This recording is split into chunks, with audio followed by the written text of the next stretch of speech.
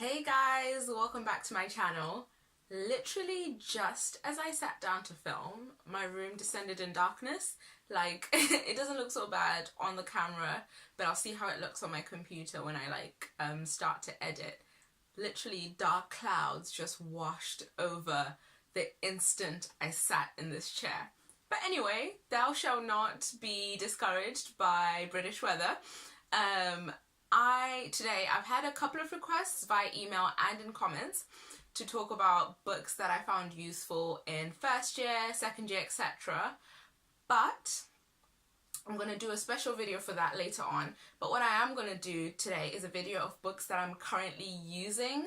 And I think some of these books are just staples. So you can, buying textbooks, I've already talked about how I feel about buying textbooks. I have most of the books I'm going to show you guys I have bought. Some are borrowed from BMA or just from my uni library, but I swear by the BMA library, like free postage, they deliver it to your house and you can keep the books for months. So I swear by the BMA library if you don't use that already. But I'm going to talk about some of the books that I'm using or have started using in this currently right now. Here we go. So first of all is the Clinical Medicine Handbook. Now this is borrowed from my local library. You guys saw that I had the Hematology Handbook and that was fairly useful, but I've seen literally everyone on my course has been using this, just whipping out, getting some quick info about a condition and stuff. And just off having it for a week or so, I think it's worthwhile. I think it's really good. I'll see how I get on with it because I'm doing general medicine right now, so obviously I'm referring to it quite a lot. But doctors talk about having this throughout their career. You see it in loads of doctors' offices, you see it in the hospital, so that's just a sign, I think, that it's a good lifelong book. So I think I will end up buying this, but at the moment it's BMA loan. So yeah, it's been quite useful. So pretty much, let's say diabetes, important, and you see it all the time. So there's a big section in here, diabetes, if it will focus. Nope, won't focus, okay. So diabetes, and then what types of diabetes, investigations, differentials, causes, blah, blah, blah, blah, blah, blah, blah. So just and complications. So just as an instant guide, this is really, really, really useful. The only downside is sometimes there's things in here, this is the 10th edition, there's things in here that are not quite clinical standard practice anymore. So let's say the tests that they mention might not be quite as up to date as what the hospitals are doing at the moment. So just to bear it in mind, but it's a really, really good, useful, just quick pocket guide. So that's my first thing that I'm using a lot right now. I have just finished, well, not just, but I finished my general surgery placement, and you guys know all about that. And I told you guys, initially I was using Principles of Surgery, and then I went and got Essential Surgery. Now, I did buy this book. See what I mean about this lighting? Now the dark cloud is moving, and it's confusing my camera. Okay, the dark cloud is gone. Kind of. So yeah, I did buy this Essential Surgery book, and it's actually really good. I've referred to it a couple of times right on my general medicine placement, but I used it a lot. This in combination with Principles of Surgery on my general surgery placement, and during revision I know I'm going to be coming to this book constantly. It is really, really good.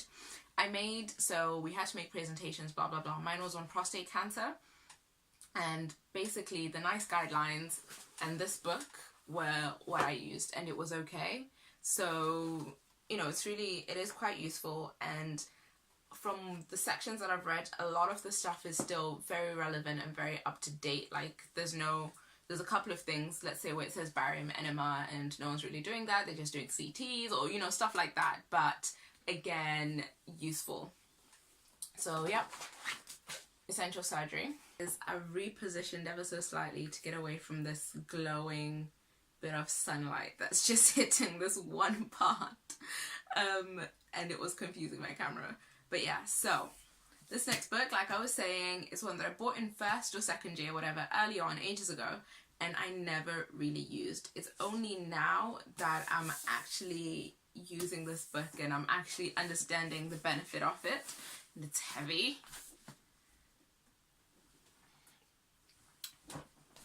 Kumar and Clark, Essential Medicine. So this book has literally, like, in general medicine we don't really have lectures. In general surgery we had nice guided tutorials, like 20-minute videos about whatever the topic is, and it kind of points you in the right direction.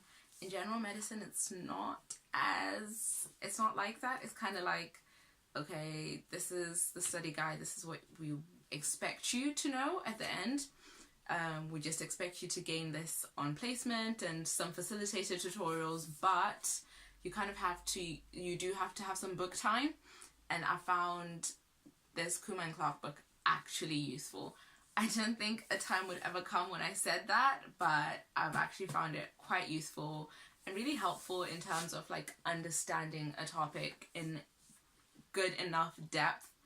Some books it's like, okay, yep, you're just giving me like a skim over, but this, like, come on, it's a thick book, it's got info. So now I kind of understand the benefit of it, whereas when I bought it, it kind of wasn't relevant. So I think if you're first year or second year, then maybe this isn't really that useful a book, but anything thereafter, when you start your clinical years, then actually this is a reasonable book to have, and I think it's really worthwhile. But yeah, the next book is again a recent edition, and one that I got because this one is borrowed. Everyone was telling me to get this, everyone was telling me to get Pathology at a Glance, and I will get Pathology at a Glance. I think I'm gonna buy it, but this is what I've been using.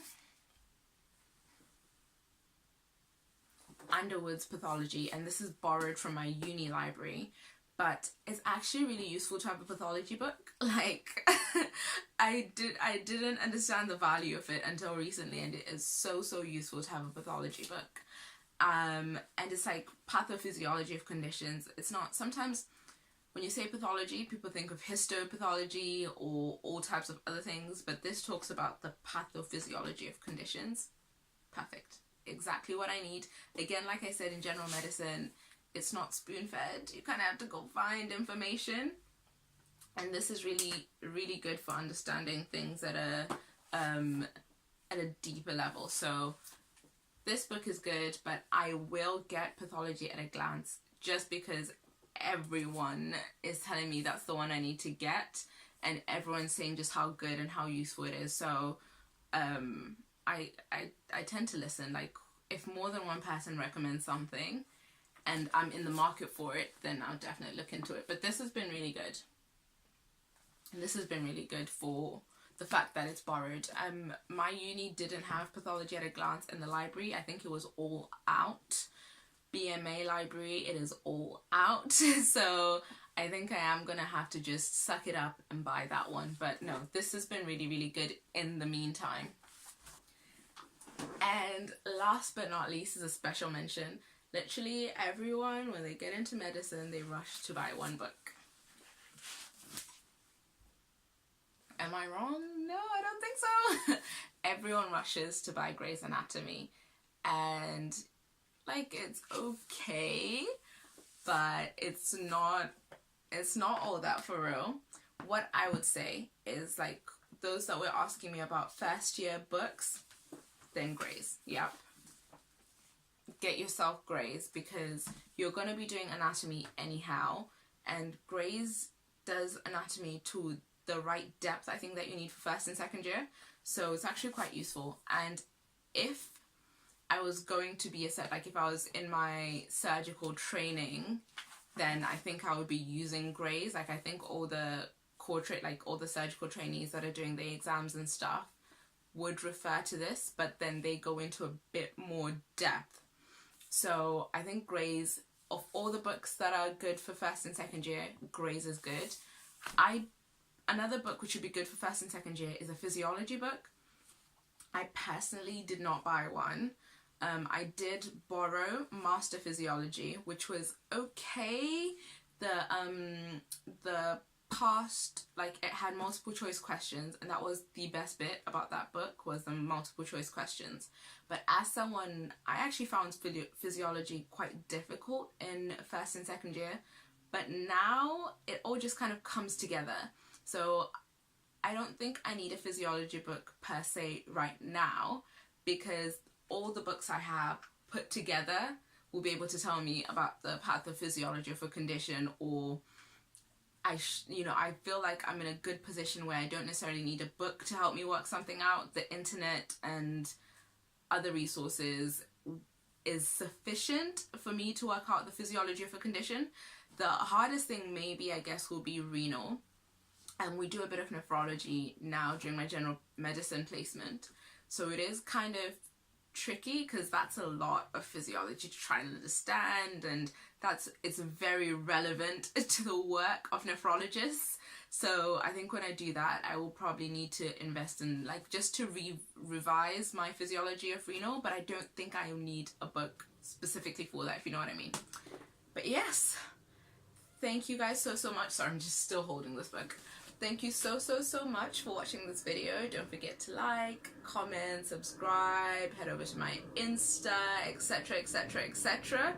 And again, this was a requested video, so leave requests in my comments below. Feel free to email me anything, any questions or whatever that you don't want to comment underneath the video, and I'll try my best to get back to you as soon as I can. But you know, bear in mind that it is a bit hectic right now. So yeah, thank you guys so much for watching, and I'll see you in my next video.